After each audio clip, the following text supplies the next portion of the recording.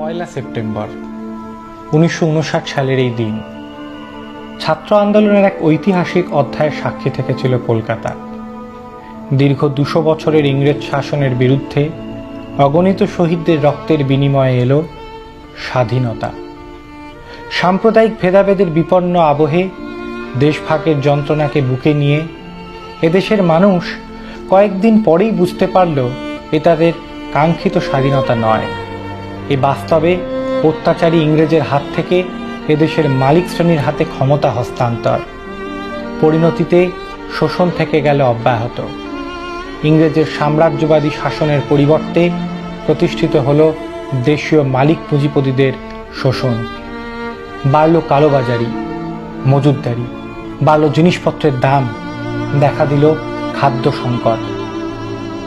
দেশের সাধারণ মানুষ সদ্য স্বাধীনতা প্রাপ্তির সে আবহে কিছুদিন সংকট স্বীকার করে নিলেও পরিস্থিতির ভয়াবহতা উপলব্ধি করতে পারছিল। দেশভাগের পর থেকে, বরঞ্চ বলা যায় দেশভাগের আগে থেকে, দ্বিতীয় বিশ্বযুদ্ধের সূচনা থেকে এবং বিশেষ করে ১৯৪৩ সালের মন্বন্তরের পর থেকে আমাদের এই দুর্ভাগা দেশে কালোবাজারি, দ্রব্যমূল্য বৃদ্ধি এগুলো চলে আসছে। ৪৩ সালের মন্বন্তর তো ইতিহাসের পাতায় ঠাঁই করে নিয়েছে। দেশ স্বাধীন হলো, বাংলা খণ্ডিত হলো, লক্ষ লক্ষ উদ্বাস্তু সীমান্ত পেরিয়ে পূর্ব পাকিস্তান থেকে ভারত ভূমিতে আসতে শুরু করলো। পশ্চিমবঙ্গের উপর এক বিরাট চাপের সৃষ্টি হলো। সমস্ত অর্থনৈতিক কাঠামো ভেঙে তছনছ হয়ে গেল। সামাজিক ব্যবস্থা সেগুলোও ভেঙে গেল। সেই রকম অবস্থাতে পশ্চিমবঙ্গে ক্রমশই জিনিসপত্রের দাম বাড়ছিল, সাধারণ মানুষের নাগালের বাইরে চলে যাচ্ছিল। এই অবস্থাতেই চলল বেশ কিছু বছর। অথচ পরিস্থিতি স্বাভাবিক তো হচ্ছিলই না, আরও খারাপ হচ্ছিল। সরকারের খাদ্যনীতি বাস্তবে গোটা বাজারকে তুলে দিয়েছিল কালোবাজারি মজুতদারদের হাতে। চাল সহ খাদ্যদ্রব্য বাজারে পৌঁছানোর আগেই চলে যাচ্ছিল মজুতদারদের গোডাউনে। ফলে ভেঙে পড়েছিল রেশন ব্যবস্থা। একদিকে যখন খাদ্যদ্রব্যের দাম বাড়ছিল, তখন আরেকদিকে কৃষকরা ফসলের দাম পাচ্ছিল না। গোটা বাজারকে নিয়ন্ত্রিত করছিল মজুতদাররা। ফলে বাংলার ঘরে ঘরে ভয়াবহ খাদ্য সংকট দেখা দিল দুর্ভিক্ষ। গ্রাম বাংলার ক্ষুধার্ত মানুষ খাদ্যের জন্য শহরে এসে ভিড় করল।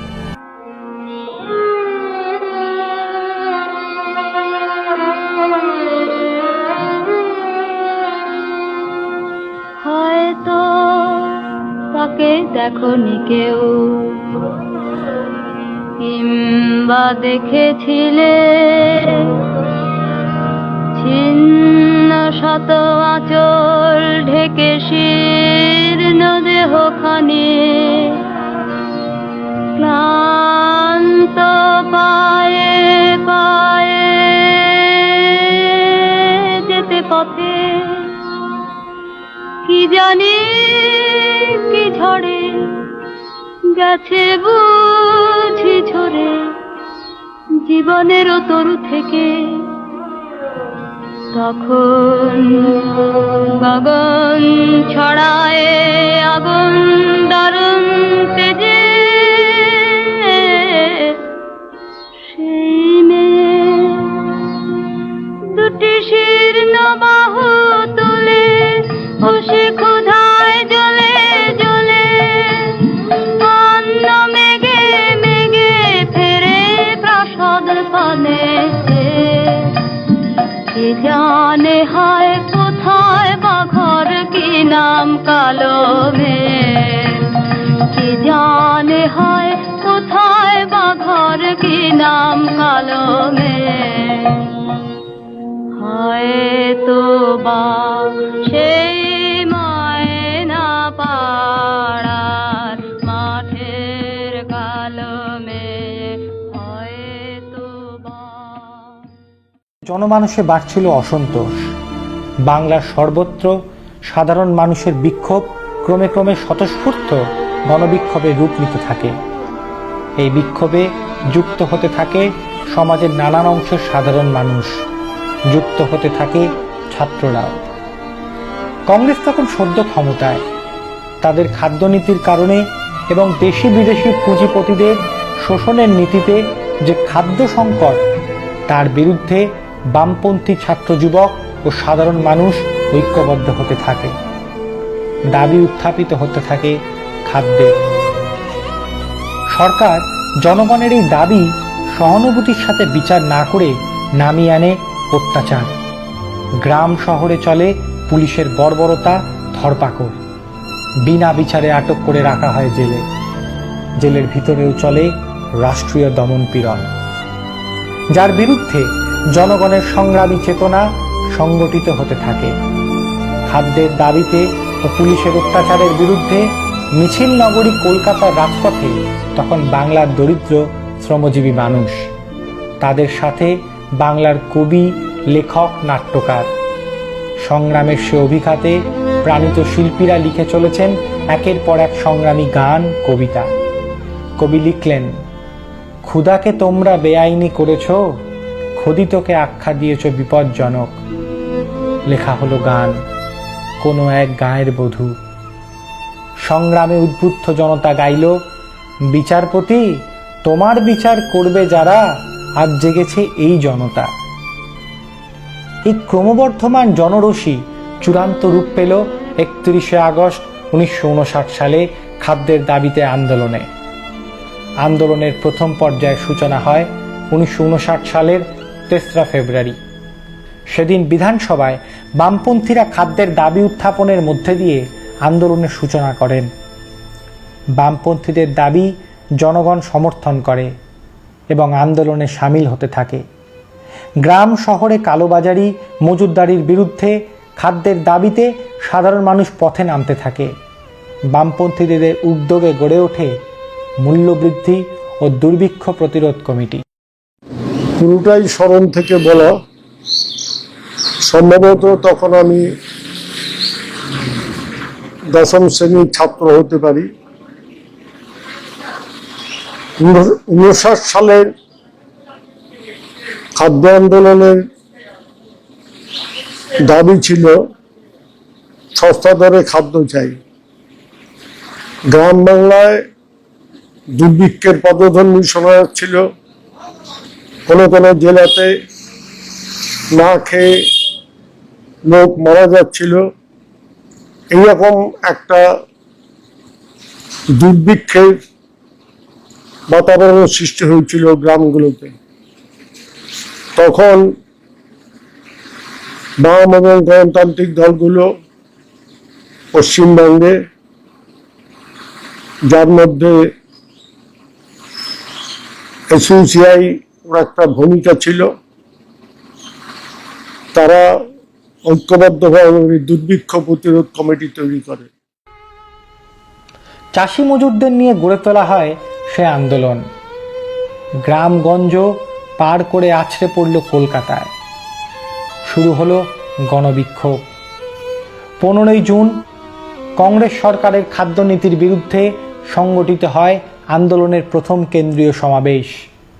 এই সমাবেশে বক্তব্য রাখেন সোশ্যালিস্ট ইউনিটি সেন্টারের নেতা সুবোধ বন্দ্যোপাধ্যায়।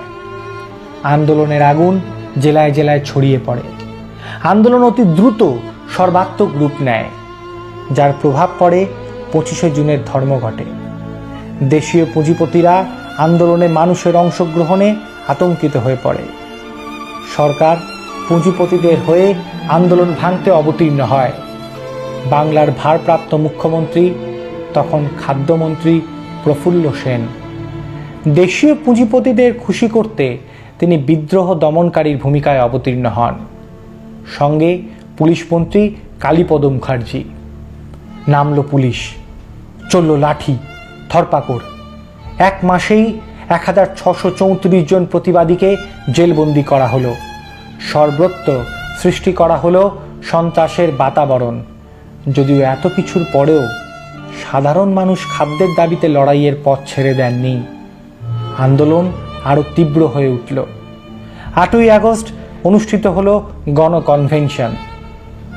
কনভেনশনে মানুষের স্বতঃস্ফূর্ত অংশগ্রহণ আন্দোলনকে আরও গণমুখী করল। যদিও এত কিছুর পরেও সরকার সমস্যার সমাধানে আগ্রহ দেখালো না। এই পরিস্থিতিতে 23শে আগস্ট বামপন্থীদের নেতৃত্বে গড়ে ওঠা মূল্যবৃদ্ধি ও দুর্ভিক্ষ প্রতিরোধ কমিটি সারা রাজ্যে খাদ্যের দাবিতে গণ আন্দোলনের সূচনা করে।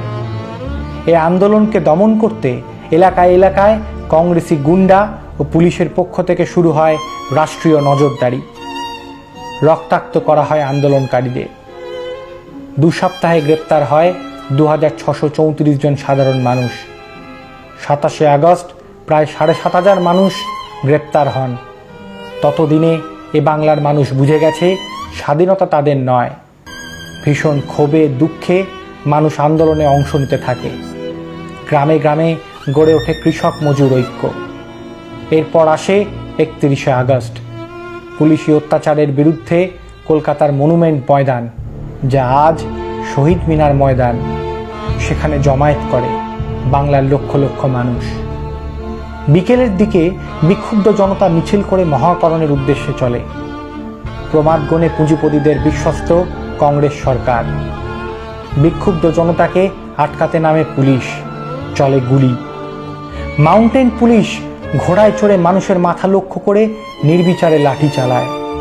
নিহত হন বহু মানুষ। আজ থেকে 61 বছর আগেকার কথা, 1959 সাল।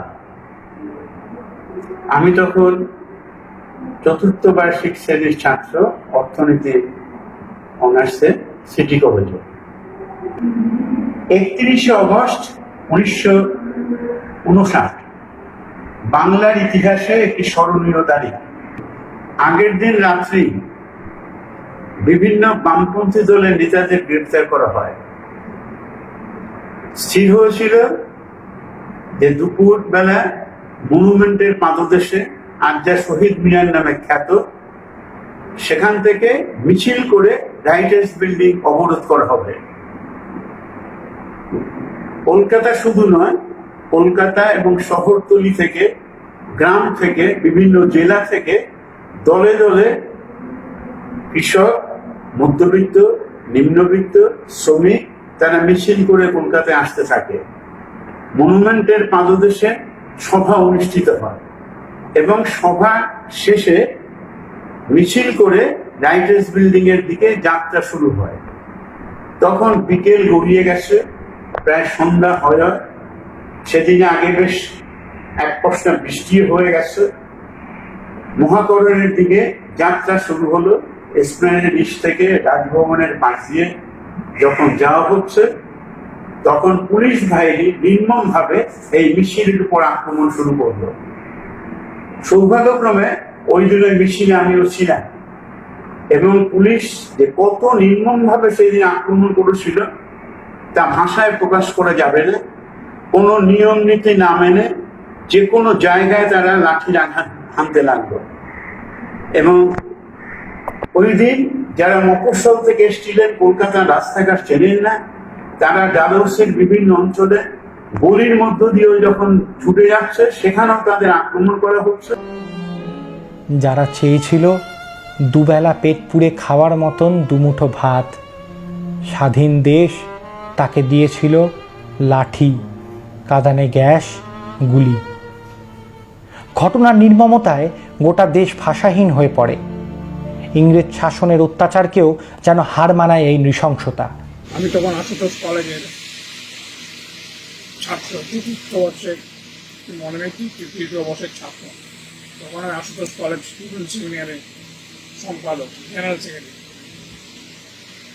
সেই সময় পশ্চিমবঙ্গে বামপন্থী দলগুলো খুব সংগঠিত। তখন অবিভক্ত কমিউনিস্ট পার্টি ছিল, CPI, RSP, forward block, Bolshevik party, তারপরে আমাদের দল এসএসসি, তখন ছিল SSC, socialist centre of India, আরো অনেক বামপন্থী দল ছিল। সেই তাদের সম্মিলিতভাবে তারা খাদ্যের দাবিতে দ্রব্যমূল্য বৃদ্ধির প্রতিবাদে খাদ্য আন্দোলন সংগঠিত করেন। বিশাল আন্দোলন হয়েছিল এবং 31শে আগস্ট আইন অমান্য ডাক দেওয়া হয়। সারা পশ্চিমবঙ্গ থেকে হাজারে হাজারে কাতারে কাতারে লোক আসতে থাকে। স্টেশন বন্ধ করে দেয়, রাস্তা পুলিশ ব্লক করে দেয় যাতে কেউ না আসতে পারে। এটাও সত্ত্বেও সমস্ত প্ল্যানেট, ধর্মতলার সমস্ত জায়গা ভর্তি হয়ে গেছিল হাজার হাজার লোক। আইন অমান্যর প্রথম সারিতে বামপন্থী নেতারা ছিল, সমস্ত বামপন্থী নেতারাই, জ্যোতি বসু, তারপর আরএসপি নিখিল দাস, মাখন পাল, তারপরে সুবোধ ব্যানার্জি এসেছে আমাদের দলের, সুবোধ ব্যানার্জি, আরো সময় মনে করতে পারছি না। এরা ছিল প্রথম সারিতে। তারপরে ছিল ধান কলের মহিলারা, মেয়েরা, প্রচুর ধান কলের মহিলারা ছিল। এবং সেই তারপরে ছিলাম আমরা ছাত্ররা, যুবকরা। যখন এই নেতারা যখন আইন অমান্য বরণ করলো, তারপরেই মুহূর্তের মধ্যে পুলিশ লাঠিচার্জ শুরু করলো প্রচন্ডভাবে। লাঠিচার্জ শুধু নয়, সঙ্গে সঙ্গে টিয়ার গ্যাস, সঙ্গে সঙ্গে গুলি, মাটিতে লুটিয়ে পড়লো সব মহিলারা, পুরুষ, ধান কলের মহিলারা। তার সামনে আমি গিয়ে পড়ি, পড়ে তারপরে কি করব দিগ্ভ্রান্ত হয়ে আবার পেছন থেকে ছুটে আসতে পারি। একটা ম্যানহোলের একটা ওই জলের পাইপ ছিল, গর্তের মধ্যে আমার পা ঢুকে যায়। কোনো মতে বাটা টানছিলাম, একটা পুলিশ থেকে মারলো না, ছেড়ে দিল। তারপরে সমস্ত ধর্মতলা বিক্ষিপ্ত, গুলি চলছে, একের পর এক লোক লুটিয়ে পড়ছে।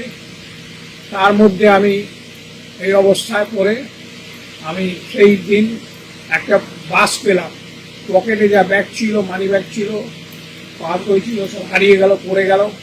বাসে করে আমি তখন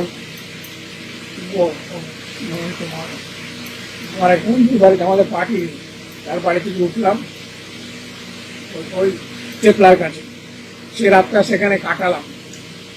কাটিয়ে পরের দিন আমাদের ছাত্রদের আন্দোলন, প্রতিবাদ মিছিল ডাক দেওয়া হলো।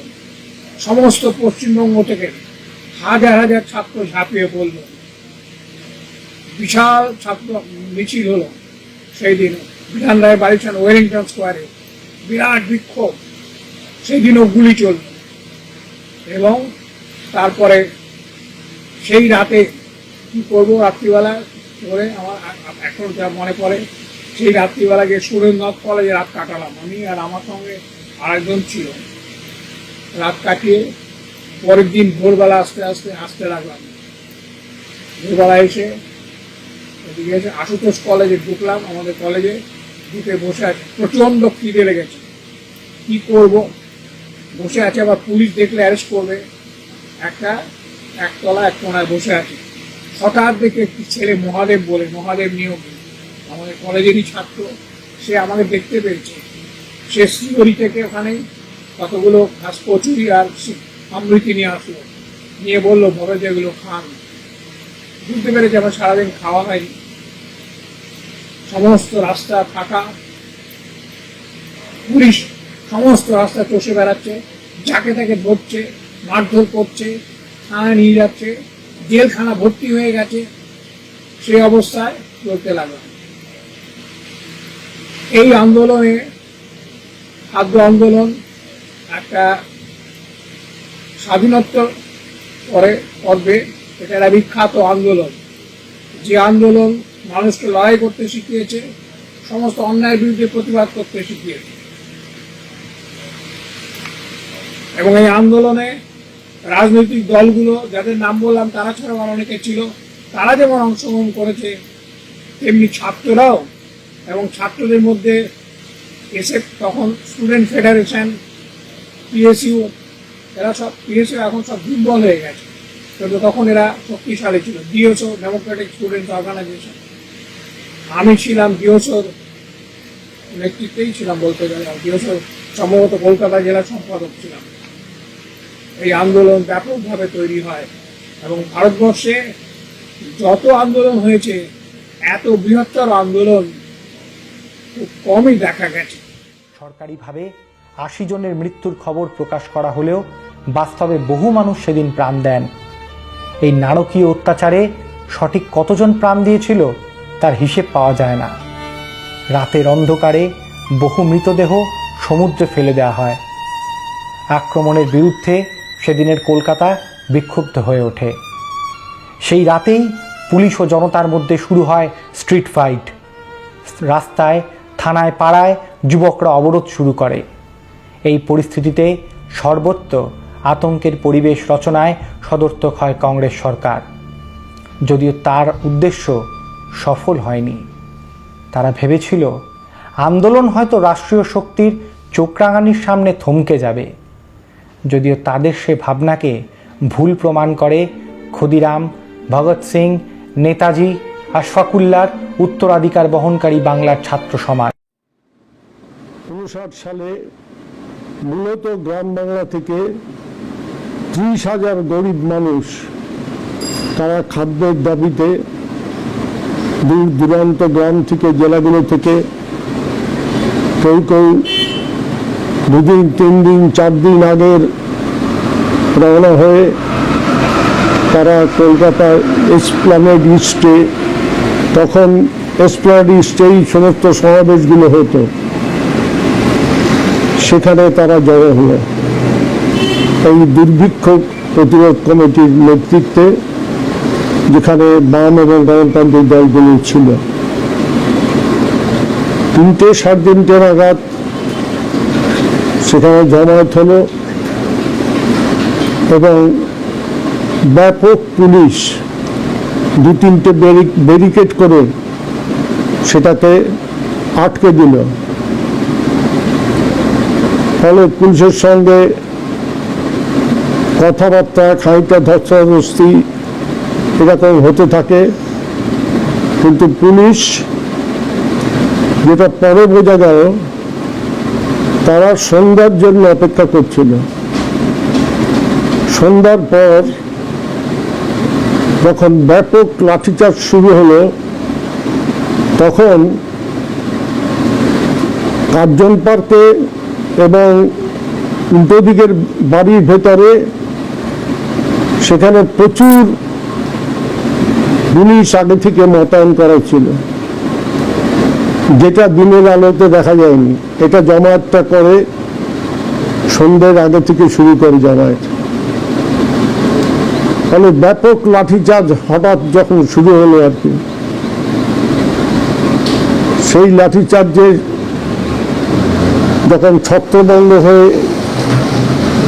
এদিক সেদিক মানুষগুলো, গরিব মানুষগুলো যাতায়াত করছে, তারা তখন কার্জন যেদিকে যাচ্ছে সেদিকে পুলিশ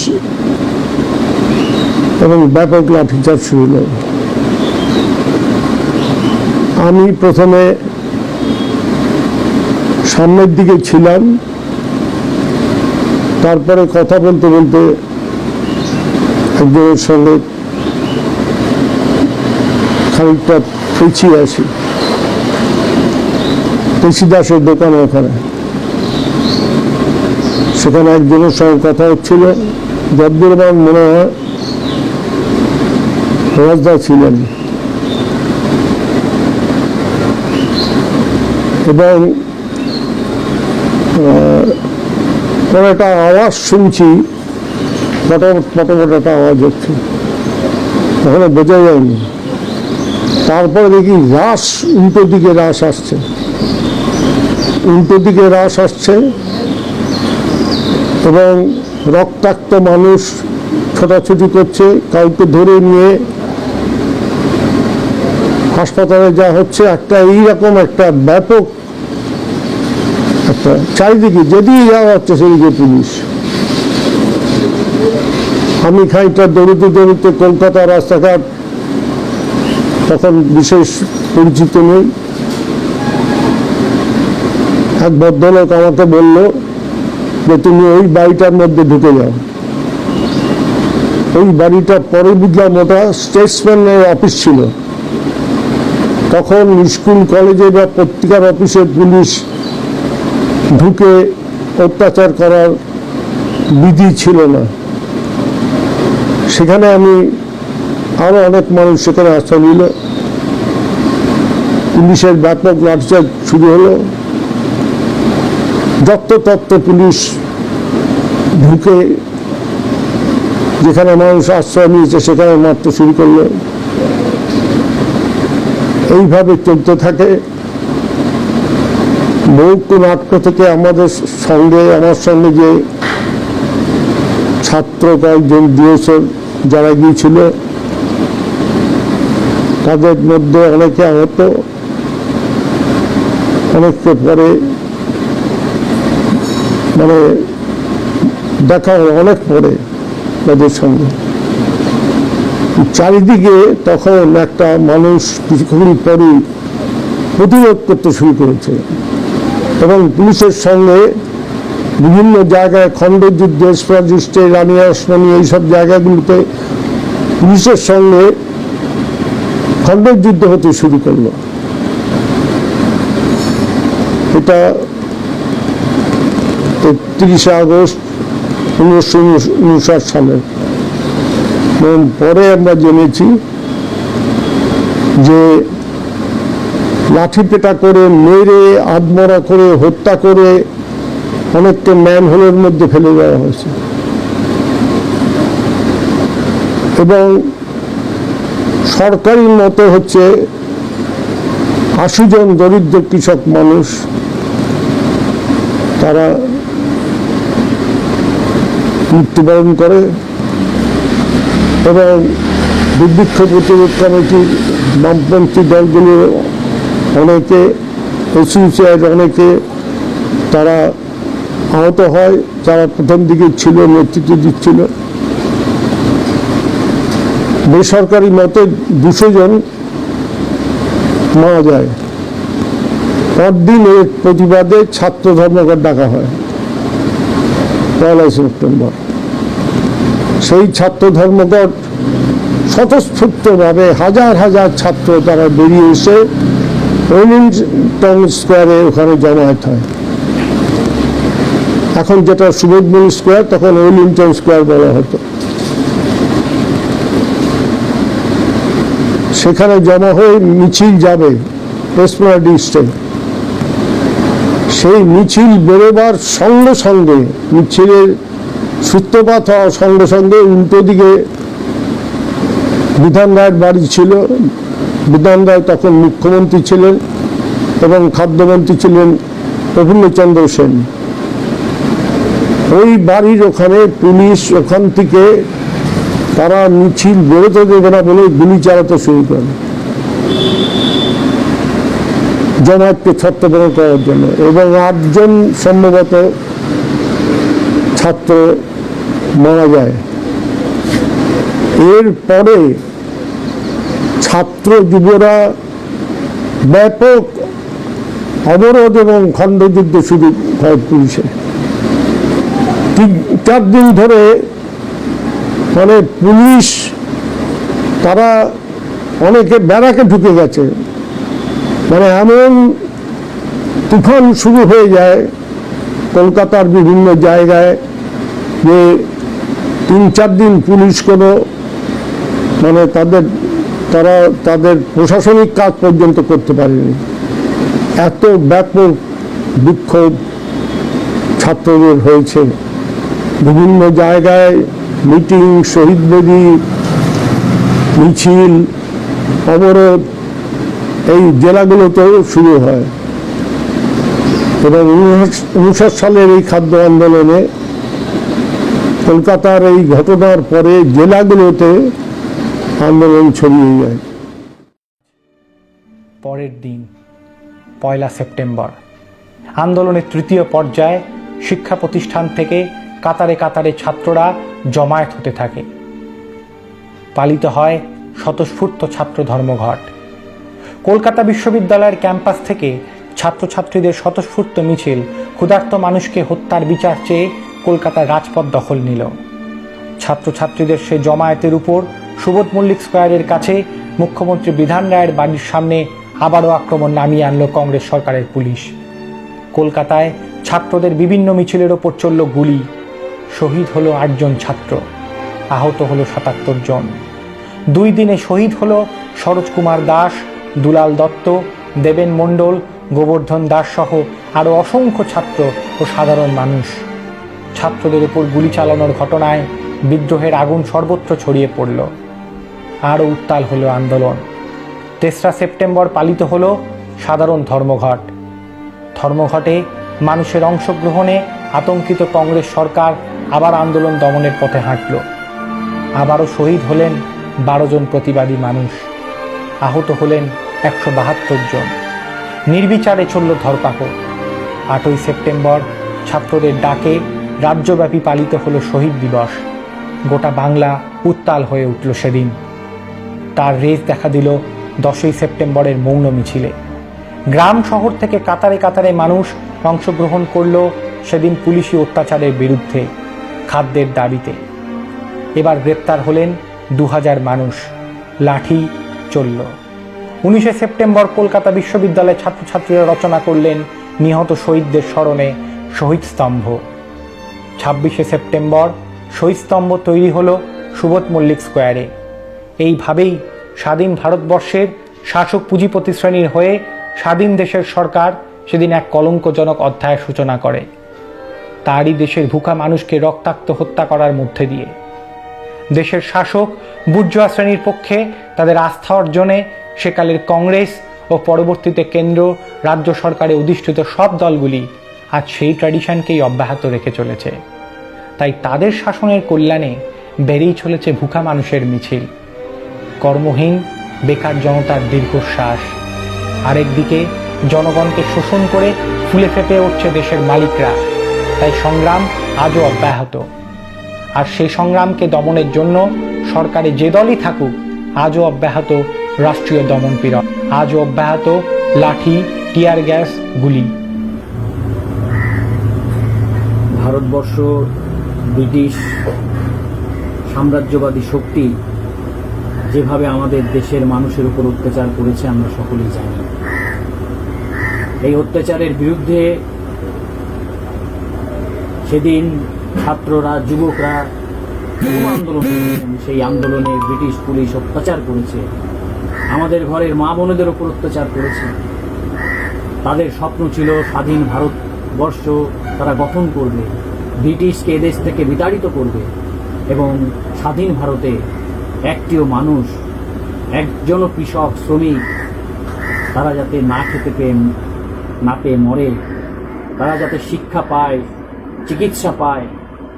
1947 সালের 15ই আগস্ট ক্ষমতা হস্তান্তরের পর নেতাজির ভাষায় সাদা চামড়ার জায়গায় কালো চামড়ার শাসকরা যখন বসে, তার পরবর্তীতে 12 বছর পর এই পশ্চিমবাংলায় 1959 সালের 31 আগস্টের কথা স্মরণ করুন, যেদিন প্রত্যন্ত গ্রাম থেকে লক্ষ লক্ষ অভুক্ত শ্রমিক, কৃষক খাদ্যের দাবিতে মিছিল করেছিল।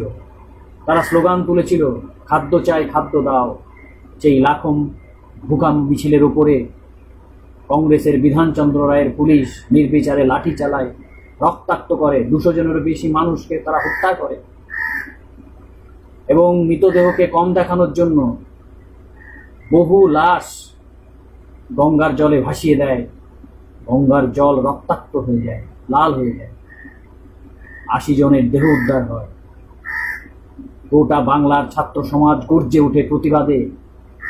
এই কলকাতা বিশ্ববিদ্যালয়ের লনে হাজারে হাজারে সমুদ্রের ঢেউয়ের মতন জমা হতে থাকে এবং ওই লন থেকে যখন মিছিল বেরুচ্ছে সমুদ্রের ঢেউয়ের মতন ওই ওয়েলিংটন স্কোয়ার বিধানচন্দ্র রায়ের বাড়ির অভিমুখে এই মিছিল চলতে থাকে। জামার বোতাম খুলে দীপ্ত পদক্ষেপে মিছিল এগোচ্ছে, স্লোগান উঠছে, ধিক্কার জানাচ্ছে কংগ্রেসি পুলিশকে।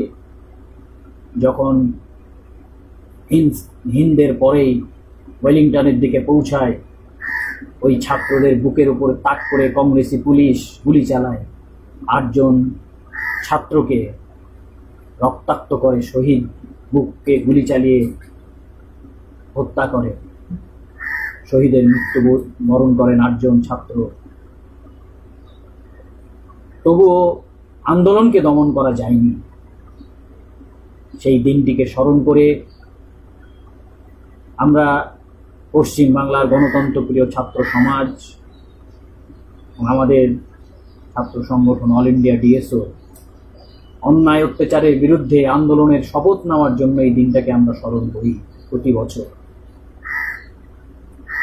এবং পরবর্তীতে যখন কংগ্রেস সরকার ক্ষমতা থেকে যায়, গরিব মানুষের কথা বলে, শ্রমিক কৃষকের কথা বলে যখন সিপিএম ক্ষমতায় আসে, তারাও 1990 সালের 31 আগস্ট সকালবেলায় ওয়েলিংটনের শহীদ বেদিতে মাল্যদান করে যান তৎকালীন মুখ্যমন্ত্রী জ্যোতিবাবু, এবং দুপুরবেলায় এসইউসিআই এর নেতৃত্বে যে বাস ভাড়া বৃদ্ধি আন্দোলন, সেই বাস ভাড়া বৃদ্ধি আন্দোলনের আইন অমান্য আন্দোলনে দুপুর বেলায় ঘোষণা করেন নিরামিষ আন্দোলন আমিষ করো। সঙ্গে সঙ্গে পুলিশ গুলি চালায়, 34 জন গুলিবিদ্ধ হয়, শহীদ হন কিশোর মাদাই হালদার।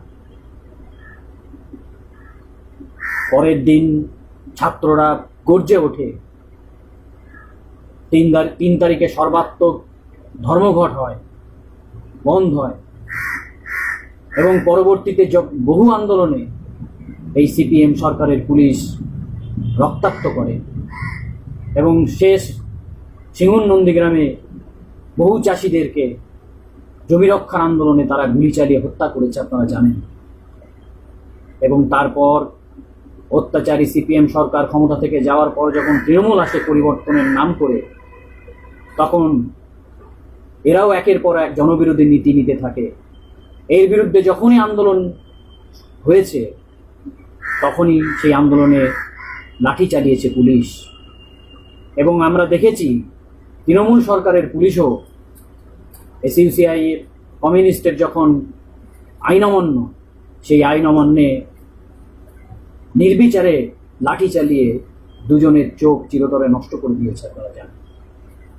আর যে রক্তাক্ত ইতিহাস 1 সেপ্টেম্বরের, সেই 1 সেপ্টেম্বরকে বর্তমান তৃণমূল সরকার পুলিশ দিবস হিসাবে ঘোষণা করে যে ছাত্ররা শহীদ হলেন, যে কৃষকরা শহীদ হয়েছিলেন, তাদের যে সংগ্রাম, তাদের যে লড়াই, তাদের যে গৌরবজনক যে লড়াই, সেই লড়াইটি তারা ভুলণ্ঠিত করতে চাইছেন।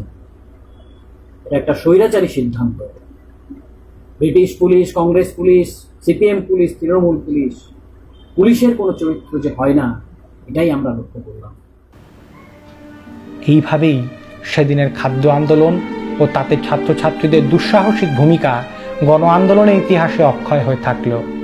তাই আজও 31 আগস্ট খাদ্য আন্দোলন ও 1 সেপ্টেম্বর ছাত্র শহীদদের নিবেদনের মধ্যে দিয়ে আজকের তরুণ ছাত্র যৌবন সন্ধান করে বর্তমান সংগ্রামের যুগোপযোগী প্রেরণা। সেই দাবির মিছিলে, খাদ্যের দাবিতে মিছিলে 1959 সালে তৎকালীন কংগ্রেসের সরকার নৃশংস অত্যাচার চালালো। বাংলার ছাত্র সমাজ পরের দিন 1 সেপ্টেম্বর বুকে সাহস সঞ্চয় করে কলকাতার রাজপথে আবার মুখ্যমন্ত্রীর বাড়ির সামনে জমায়েত হলো। কিন্তু শাসকের ভাষা কখনোই গণতান্ত্রিক হয় না। শাসক দমন করলো আন্দোলন। 8 জন শহীদ হলেন, 8 জন ছাত্র। আজকে সেই দিনগুলি অতীত। আজকে সেই শহীদেরা আমাদের কাছে অতীত, হ্যাঁ, কালের নিয়মে অতীত। কিন্তু আমাদের চেতনায়, আমাদের মানুষ হিসেবে, মানুষের জন্য একটা সুন্দর সমাজ আনবার জন্য যারা আমরা চিন্তা করি, যারা আমরা ভাবনা করি, যারা সংগ্রামে থাকি, তাদের কাছে সেই দিন, সেই মানুষগুলি, সেই শহীদেরা কখনোই অতীত হতে পারেন না। কালের নিয়মে অতীত, কিন্তু প্রাসঙ্গিকতায় তারা কি অতীত? তারা কি এখনো আমাদের কাছে, এই সমাজের কাছে তারা প্রত্যাশা ব্যক্ত করছেন না যে যে সমাজের জন্য তারা প্রাণ দিলেন, শহীদ হলেন, সেই সমাজ কি এসে গিয়েছে? সেই সমাজ কি আমাদের সামনে? সেই সমাজের মধ্যেই কি আমরা আছি? না।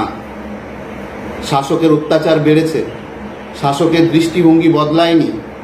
মানুষের বাঁচবার অধিকারের সামনে তারা বাধা হয়ে দাঁড়িয়ে রয়েছে।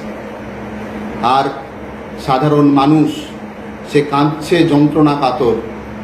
আর সেই সাধারণ মানুষের মধ্যে যারা সচেতন, সমাজ সচেতন, এই সমাজকে পরিবর্তন করা যায়, এই নীতিতে যারা বিশ্বাসী, পরিবর্তন করতে গেলে মূল্য দিতে হবে, এই সত্যকে জেনেও যারা সাহসী, তারা লড়ছেন। তাদের কাছে এই মানুষগুলি এই সময় অত্যন্ত প্রাসঙ্গিক। 1959 সালের 1 সেপ্টেম্বরের ছাত্রদের যে আত্মবলিদান, সেই ছাত্র শহীদ দিবস, বাংলার গণতান্ত্রিক মানুষ, সংগ্রামী মানুষ সেই দিবসটিকে পালন করেন। তার ঠিক 7 বছর পরেই 1966 সালে আবার খাদ্যের দাবিতে আন্দোলন, আবার প্রাণ দিলেন আনন্দ হাইক নুরুল ইসলাম। 1990 ততদিনে বামপন্থী ঝান্ডা ওড়াতে ওড়াতে একটি সরকার এসেছে পশ্চিম বাংলায়। তারাও শাসকের যে চক্রান্ত, যে ঘৃণ্য নীতি, তার অংশীদার হয়ে গিয়েছে।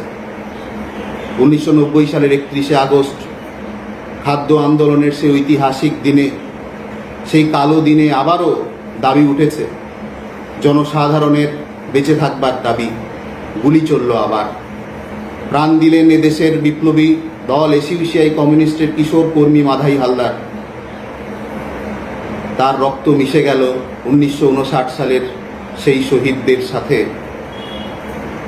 আন্দোলন চলবেই, আন্দোলন চলছেই। ছাত্র আন্দোলন, ছাত্র জাগরণ বিশ্বের সমস্ত জায়গায়, এদেশের স্বাধীনতার আন্দোলনে, তার পরবর্তী আন্দোলনে বারবার প্রমাণ করেছে যে ছাত্র আন্দোলন সে অতীতকে কেবল একটি অতীতে পরিণত হতে দেয় না, সে দেখে এটা ইতিহাস, ইতিহাস থেকে সে সাহস সঞ্চয় করে, ইতিহাস থেকে সে প্রেরণা নেয়, ইতিহাসের সাথে সে যুব চেতনাকে মিলিয়ে নেয়, তার ভিত্তিতে সে আন্দোলনে থাকবেই। হ্যাঁ, কথা ঠিক, মানুষের গণ আন্দোলন, বামপন্থী গণ আন্দোলন, ছাত্র আন্দোলনের সামনে বিরাট একটা চ্যালেঞ্জ। সেই চ্যালেঞ্জের সামনে আমরা দাঁড়িয়ে আছি, সেই চ্যালেঞ্জের মধ্য দিয়ে আমরা হাঁটছি। এদেশের শাসক শ্রেণী আজ শুধু ব্যবসায়িক, তাদের যে লাভ করবার, যে মুনাফা করবার যে নীতি, তার জন্য শুধু গুলি চালাচ্ছে তা নয়, সাধারণ মানুষের চিন্তায়, চেতনায় ধর্মান্ধতা, সাম্প্রদায়িকতা, যুক্তিহীন চিন্তা ঢুকিয়ে দিয়ে সম্প্রদায়ে সম্প্রদায়ে, প্রদেশে প্রদেশে, ভাষায় ভাষায় লড়িয়ে দিয়ে সে একটা ফ্যাসিবাদী চিন্তা সাধারণ ছাত্র সমাজের মধ্যে ঢুকিয়ে দিতে চাইছে, সাধারণ মানুষের মধ্যে ঢুকিয়ে দিতে চাইছে, যাতে ভেতর থেকে দুর্বল হয়ে যায় সাধারণ মানুষ, নিপীড়িত মানুষ যাতে তার চেতনায় উদ্বুদ্ধ হতে না পারে। তাই বামপন্থার সামনে চ্যালেঞ্জ। গোটা দেশে আজকে এই শক্তি মাথাচাড়া দিচ্ছে। এই দেশের স্বাধীনতায় যারা অংশগ্রহণ করেনি, বিরোধিতা করেছিল, তারা আজকে মাথাচাড়া দিচ্ছে। আবার এই দেশের বিশ্বস্ত, পুঁজিপতিদের বিশ্বস্ত দল কংগ্রেস, তার কালো ইতিহাসকে মুছিয়ে দেওয়ার চেষ্টা করছে একদল তথাকথিত বামপন্থী। আজকে যখন গোটা দেশে ছাত্র আন্দোলন গড়ে উঠছে, ছাত্ররা আন্দোলনে আসতে চাইছে, যখন এই বামপন্থার ওপরেই তারা ভরসা রাখছে, তখন বামপন্থী আন্দোলনের মধ্যে সেই কালো দিনের যারা নায়ক, সেই কংগ্রেসীদের আবার এই ছাত্র আন্দোলনে জায়গা করে দেওয়ার চেষ্টা করছে একদল বামপন্থী। হ্যাঁ, এ কথা ঠিক যে সর্বাত্মকভাবে বামপন্থার সামনে চ্যালেঞ্জ, কিন্তু বামপন্থা ছাড়া রাস্তা কোথায়, মুক্তির রাস্তা কোথায়? বামপন্থা আমার আপনার কেবল পছন্দ নয়, বামপন্থা হচ্ছে একটা বিজ্ঞানসম্মত অভিমুখ, বিজ্ঞানসম্মত ধারা, যে রাস্তায় ছাত্র সমাজকে আসতেই হবে, সাধারণ মানুষকে আসতেই হবে। সমাজতান্ত্রিক চিন্তায় উদ্বুদ্ধ না হলে পরে আজকের দিনের এই যে জরাজীর্ণ সমাজকে আমরা মুক্ত করতে পারবো না। তাই মানুষ যেমন এগোতে চাইবেই, মানব সমাজ তার সভ্যতাকে এগিয়ে নিয়ে যেতে চাইবেই, আর সেই সভ্যতাকে এগিয়ে নিয়ে যেতে গেলে যে চেতনা চাই, যে আদর্শ চাই, সেই আদর্শ আজকে গ্রহণ করতে হবে বামপন্থী সাম্যবাদী চিন্তাধারা থেকে। সেই সমাজতন্ত্র, যে সমাজতন্ত্রের কথা বলেছিলেন আমাদের দেশের স্বাধীনতা আন্দোলনের মহান ব্যক্তিত্ব ভগৎ সিং, যে সমাজতন্ত্রের আকাঙ্ক্ষা ব্যক্ত করেছিলেন সুভাষচন্দ্র বসু, যে সমাজতন্ত্র, যে সাম্যবাদী চিন্তায় এই দেশকে এগিয়ে নিয়ে যাওয়ার জন্য, সত্যিকারের একটা মুক্তি আনার জন্য ছাত্র সমাজের সাথে সাথেই এদেশের শ্রমিক, কৃষক, জনতার মুক্তির জন্য এই দেশে সত্যিকারের একটি সাম্যবাদী নীতি আমাদের দেশের সাধারণ মানুষের কাছে উপস্থাপন করেছিলেন। তার ভিত্তিতে এদেশে গণসংগ্রাম গড়ে তোলার চেষ্টা করেছিলেন কমরেড শিবদাস ঘোষ। তার চিন্তার ভিত্তিতে এআইডিএসও লড়ছে, এআইডিএসও আরও বামপন্থী মনোভাবাপন্ন ছাত্রছাত্রীদের, সাধারণ মানুষের কাছে আবেদন করছে। এই চ্যালেঞ্জের দিনে, বামপন্থার সামনে এই চ্যালেঞ্জের দিনে, মানুষের এই সংকটের সময়ে আসুন আমরা এক হই। আর এই এক হওয়ার শপথ, সেই শপথ নিয়ে যখন আমরা রাস্তায় এগোবো, আমরা যখন সামনের দিকে এগোবো, আমরা যখন একটা নূতন সমাজের অভিমুখে এগোবো, তখন আমাদের সত্যিকারের পরিচয় হবে 1959 সালের খাদ্য আন্দোলনের শহীদদের সাথে। সত্যিকারের পরিচয় হবে 1959 সালের 1 সেপ্টেম্বর সেই ছাত্র শহীদদের সাথে।